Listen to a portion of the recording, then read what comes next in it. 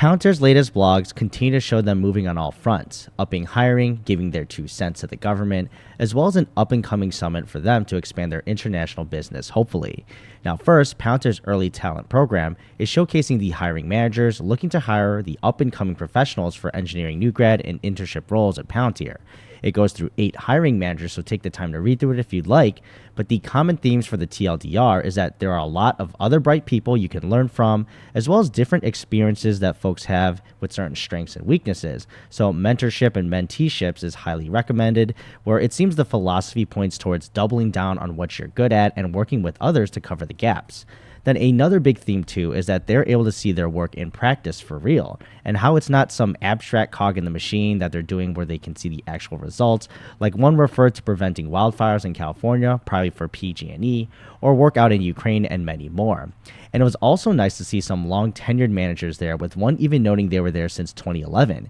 So a much different time before for the major products that Palantir has today driving their growth, like AIP, but still being there for so long shows that there's some level of long-standing knowledge still at that organization. So the main selling points really for up-and-coming hires is that Palantir is a mission-based company where engineers can solve complex real-world problems and learn from the best and brightest. Then we've got another blog post from over the weekend, Palantir giving their recommendations to the OMB, or Office of Management and Budget, on privacy impact assessments. Essentially, Palantir continues to recommend their focus on protecting privacy and civil liberties while still leveraging the power of data and technology that's out today. They give a few recommendations for the OMB to provide guidance on technology, the infrastructure, as well as specifying the actual ways to do cross-agency sharing. Now, this is with the continued growth of AI and its uses, so Palantir wants to at least give their 2 cents on the ground floor to these governing agencies that will be affected, and at least have a starting framework before we run into big issues that could expose the agencies.